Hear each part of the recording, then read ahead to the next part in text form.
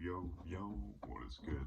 It is me back with another cliched introduction to a YouTube video. You know, of course I'm fucking back, you know, as you're watching this video. Apologies for the swear words. I cannot control the impulsivity of my mind. But today I wanted to record a recording, surprise, surprise, about this question of God. You know, very presumptuous of me to talk about this thing, but you know, like with many topics that I take on with these podcast thingamabobs, you know, I like to sort of, you know, reach for those, you know, those deep, profound questions, because they're the ones that niggle away my existential angst and shit. But yeah, this question of God is perhaps, you know, it's the perennial question that has plagued human culture and religion. This question for what is it all about, you know, what is beyond our immediate representation, what explains or justifies it all, you know, where is, you know, reality moving towards, what is the purpose of it, you know. These all relate to the questions of some kind of transcendent entity, and, you know, whatever, you know, meaning or intentions could prompt a transcendent entity to create or manifest, or, you know, whatever word one uses to choose, cause this thing. Because, I mean, regardless of what what preconceptions one has about the existence of God, particularly as it relates to the nature of the world that we inhabit, with all its stuff, you know, good and evil, and obviously immense suffering, you know, we have to confront the fact that, you know, regardless of whether we say there is some kind of transcendental entity behind it all, you know, there is something, you know, that raw isness, you know, is something to take a look at, you know, and confront, I suppose, because to me, you know, it's very strange that there is something going on rather than nothing, of course. And that's something, that raw isness, is in and of itself a mystery that parallels the mystery of what God could ever be, if that makes sense, you know. And this is, I guess, what I'm trying to speak to, is seeing the extraordinary, or rather the, I don't know, the unavoidable strangeness and curiosity that, you know, there is existence at all, and the fact of what one can say about this immediate experience is that, you know, I mean, you are obviously a highly complex organism, listening to this, processing this through processes which are hidden from one's conscious or immediately accessible conscious awareness, you know. And what that speaks to is just the sheer amount of, you know, order and complexity that, you know, permeates throughout your organism at many different layers of organisation. When you zoom further into all the cells that constitute your organ systems, and all the deeper processes within the cell, all the way to the physical, the quantum physical, and whatever is beyond when you zoom in, or can you zoom in endlessly? Is there a limit within, you know, space and time where you can zoom in, where you can cut stuff up, you know? I mean, that's a separate question to the question of God, but what I'm trying to sort of elicit is the wonder, that sort of awe the way that nature in this world, through, our universe, we estimate it to have a particular age, 14 or billion years, and the evolution of life, of metabolizing sort of life from sort of more inert physical stuff. We still don't. It's called abiogenesis. The emergence of life out of lifeless matter, but it's a very science obviously cannot quite explain that leap, and whether we would ever find something precisely that would satisfy a discrete jump from, okay, this thing is alive, to this thing, and to this thing is not alive, to this thing is now alive. It's sort of and I guess sort of this question of identifying what things are alive and what things are not alive. I know it's sort of a light sort of tangent from the question of what is God, but I will try and circle it back to it, because I think there is a sort of a vague connection which I'll try and speak to.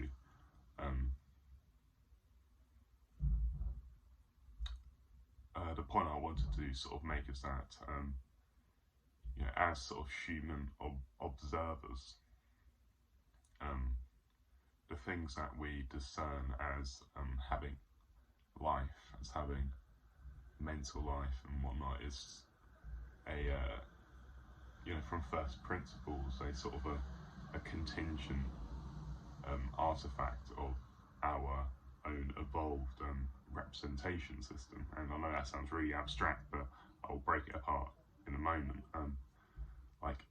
There's a reason that we've evolved in such a way such that we can infer more about the conscious inner life of another human than compared to, say, a cat or a dog, for example.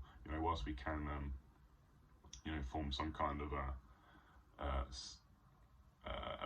communicative synchrony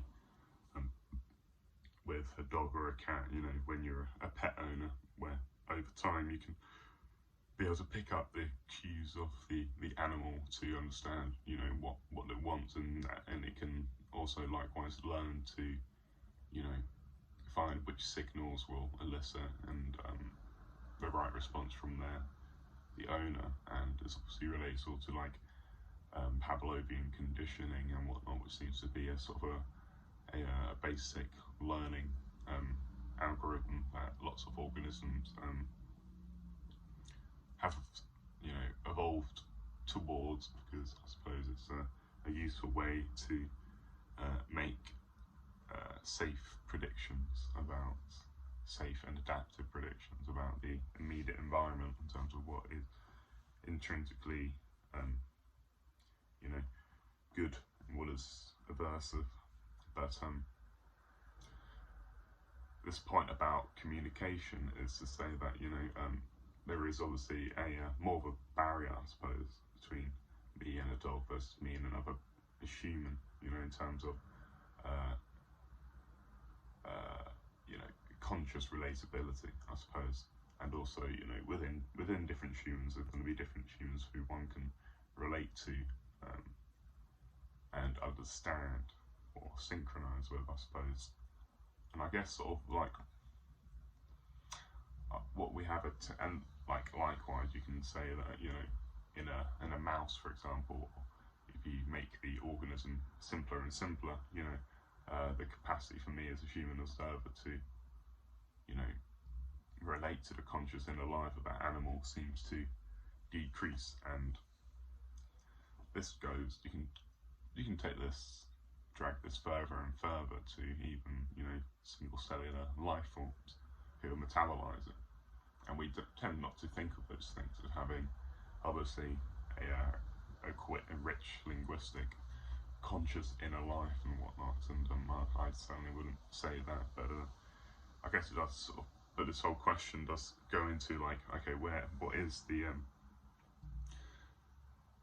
what is the limit of mental life in nature, in terms of, you know, in our sort of evolved organism, which, you know, has obviously taken a significant length of time to reach this sort of degree of complexity in terms of emergent capabilities, problem solving, cognitive capabilities, abstract thought, language, you know, opposable thumbs. There's so many, you know, capabilities that our little hairless monkey has compared to, you know, simpler informationally organisms. But, you know, one thing to think about is that, you know, I mean, we were once a cluster of cells from after a little blastocyst, you know, after fertilization. So we, as individual organisms, we almost mimic the emergence of, or the complexification of life in our own individual, you know, in our own dissociated, complex kind of nature. And that's a weird thing to contemplate, and this also obviously ties into, you know, the whole whatever, you know, the ethics of the abortion debate, in terms of, you know, in terms of pregnancy and the developing fetus. You know, at what point does it become consciously complex in such a way that it becomes more unethical to terminate, to kill it? Because there's the presumption that, you know, it's somehow more than just a cluster of cells now. It is, you know, emerging some kind of structure and order which is capable of, you know, suffering, and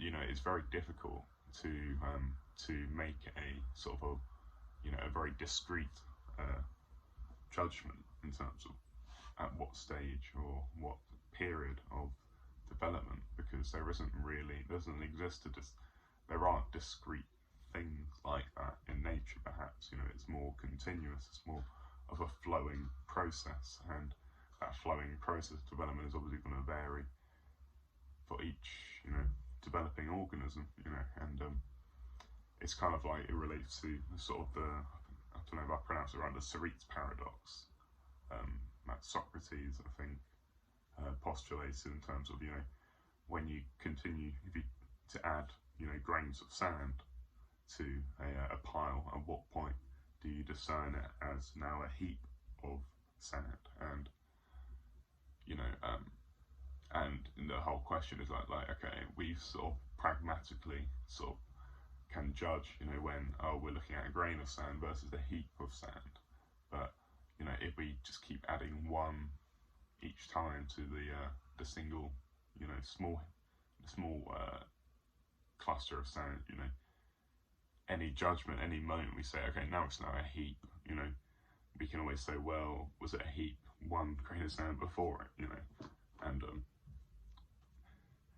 I guess maybe this is sort of a limitation or a function of our language that we use to try and parse and describe reality, and how we're, you know, using symbols and attaching symbols to certain things. And this whole labeling of thingness creates a sense of separability in reality, that we can separate things into discrete processes. But, you know,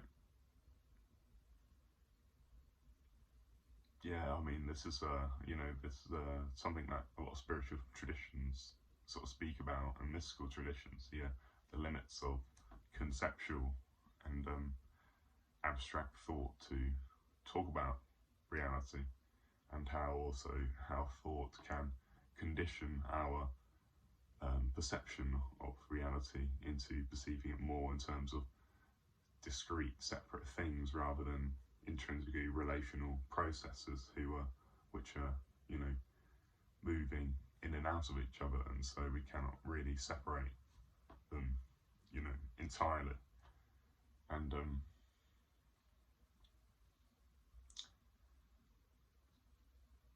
it's this sort of question of like the limits of language and the limits of unaming of reality is something that, you know, was spoken about in the Tao Te Ching, obviously, that you know, a famous line from that text, you know, which obviously formed, you know, the basis of Taoist thought, and obviously inspired the emergence of Zen Buddhism and lots of other spiritual conceptions of reality. Is that, I mean, the line goes that, you know, the Tao that is named is not the eternal Tao, and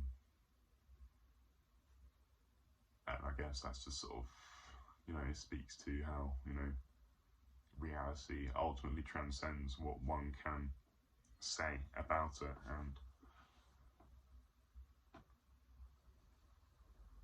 but then we continue to talk about it, you know, we continue to try and point to it, because there does seem to be some usefulness, maybe. But then ultimately it's like it's an invitation to go beyond words. And to circle back, obviously, the question of God, which I've been, you know, tangenting away from, to come full circle. You know, the word God is obviously referring to something, but it's the question of, like, what is it referring to for people? Oh, sorry. Oh. Because on some level it's obviously a word, and, you know, a lot of people have different ideas about what it could be in their head. Some view it as a intrinsically loving, all-powerful and all-knowing kind of entity. Some view it as, if you're more atheistic, as a unethical or morally apathetic entity, and, you know, and that often extends from the observation of suffering in the world, which is an unavoidable aspect of reality. I think one has to acknowledge that, regardless of whatever one's conception or preconception about whether this was all created by a all-loving or infinitely loving or unboundedly loving, whatever, God process, regardless whether this is sprouting from a thing we can call love. Love is obviously, and has, you know, condemned lots of organisms to, you know, utterly brutal and apathetic conditions. And it's like, one needs only contemplate the amount of natural disasters, war or tragedy, the Holocaust. The list is endless, and the list of seemingly needless suffering as well. Sorry, I'm just trying to get comfortable. I haven't got a chair. I'm having to, like, squat down on my legs right now. I mean, this question of the amount of unredemptive suffering which can come out of just nowhere to any person, really. It's in that moment that, and this sort of relates to, I mean, this philosopher I've been, you know, having to write an essay on, you know, quite recently for my university, Simone Weil, who talks a lot about this question, or what she calls affliction or maladieu, if I pronounce that right, which is this, you know, deep psycho-spiritual kind of isolation from the divine by through being almost transformed into a thing, kind of, by reality. And this transformation into sort of a thing, it you know, it can come as just immense, you know, external oppression, whether by natural forces, social forces, degradation. It's kind of, you know, the sense of, you know, you're going about your life normally, and then suddenly you are struck with something unpredictable and unprecedented, and it can, you know, totally shatter one's sense of self into, you know, feeling ultimately like a slave to the mechanical necessity of the world. And you can use an example, you know, you think about how this could happen if you're, you know, living day-to-day life or something, a war breaks down and you have to leave, you know, you have to, you know, try and survive, or any kind of, you know, disaster situation like that, you know.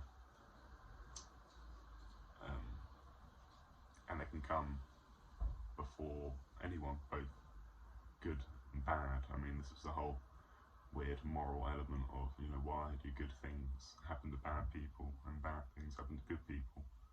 Why does disaster and fortune strike upon people almost indifferent to how ethically they may have led their life? And I mean, this is a very, you know, difficult question that Simone Weil really sort of struggles with, and it is sort of astonishing that affliction, this sense of random acts of immense chaos, can strike upon people. The probability of avoiding it is never zero, you know. Or yeah. And many, I suppose, atheists will look at this as a sort of a confrontation with a very morally indifferent God. I mean, it certainly doesn't point to a God who is, you know, actively intervening in creation and actively is looking upon and tinkering with it to protect and safeguard or cause certain things and prevent other things, you know. You know, really, it speaks to a sort of God who's almost withdrawn from the world, and we feel this withdrawal immensely in these sort of moments of great absence, you know, great divine absence, I suppose. And I want to talk about this, you know, a lot more in depth, because it's obviously relates to the question of the problem of evil, which is perhaps one of the central theological questions. Why does God's world contain this aspect? You know, how can we construe it as an act of grace or love? You know, would a world without it, with a world of just pure bliss, be a better alternative, or are we sort of longing for this almost artificial paradise? And I guess this sort of speaks to what is the transformative aspect, what transformation can we glean from confronting, you know, this aspect of our universe, this amount of unredemptive suffering. Because I mean, it's very difficult to provide a logical or rational justification for it by saying, oh well, God allows it for free will, or to enable us to, you know, develop our souls. And, you know, whilst there may be certainly a tragic beauty to how suffering can create wounds, which when we really lean into those wounds, we can create beauty out of it, I think, you know, and become more actualized through, you know, confronting the shadow, if you want to use a Jungian kind of interpretation.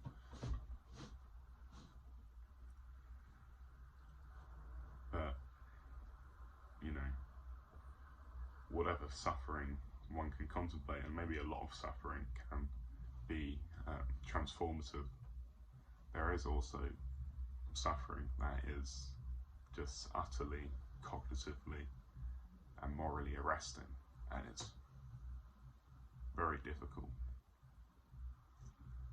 to try and apologize for God in this sense. And I guess sort of, because I've been recording for quite a while, I want to pick up this question maybe next time of why is there evil and suffering in the world? How can we couple that with a sense of transcendence, a sense of there being a sort of a deeper divine reality or meaning. I mean, this isn't easy at all, and it's these questions of meaning are very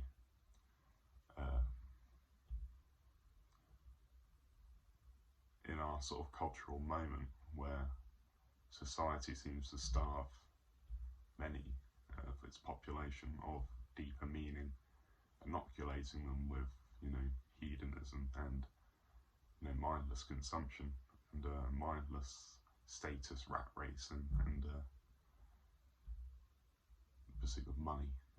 It's these are the things that fill into the void that is left by the death of God, as Nietzsche prescribes, or the death of some kind of transcendence. We sort of, as individual entities,